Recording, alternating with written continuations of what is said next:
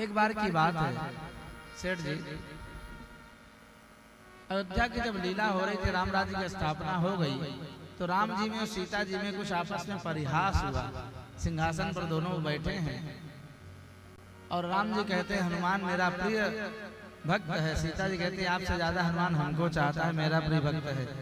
तो दोनों पति पत्नी में थोड़ा हनुमान जी की बात को लेकर के अपनी अपनी स्वाभिमान की बात आ गई।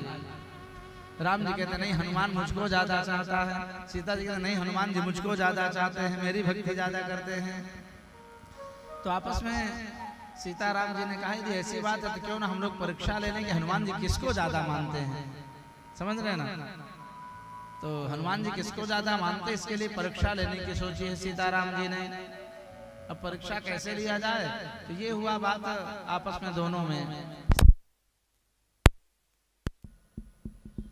आ रहे हैं। आपस दोनों पति पत्नी सीता राम जी में ये रहट पहट बात हुई है कि देखो हम हनुमान जी के परीक्षा लेते हैं और हनुमान जिसको ज्यादा मानते होंगे उसके पास पहले आएंगे, पहले प्रणाम करेंगे उसको। तो कहा ठीक है परीक्षा ले लिया जाए। तो दशरथ जी ने अपने सेवक को और इधर जानकी जी ने अपने सेविका को, दासी को जो सेवा में है, एक साथ ही हनुमान जी के पास भेजा। का दोनों हम लोग संदेशा भेजे, देखिए किसके पास पहले हनुमान जी आते हैं, किसको प्रणाम करते हैं पहले।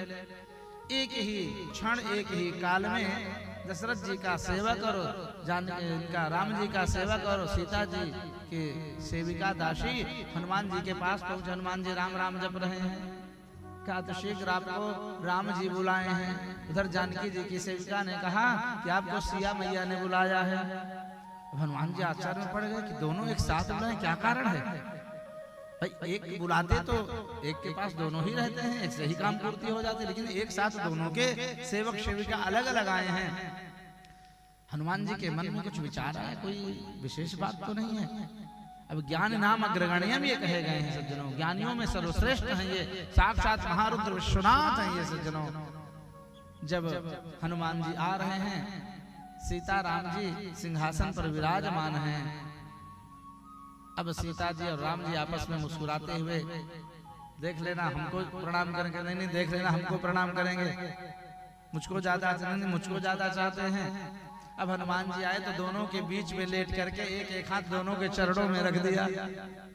अब ज्ञान नाम अग्रगण्यम के सामने राम जी सीता जी की नहीं चली, बीच में लेट गए और एक एक हाथ से दोनों के चरणार बिंदु को पकड़ लिया है। राम जी सीता जी मुस्कुराने लगे और कहा धन्य है हनुमान, तुम्हारे मति की गति का कोई अंत नहीं पा सकता। इस प्रकार से सज्जनों बड़ा ही सुंदर राघवेंद्र सरकार का बालपन चल रहा है।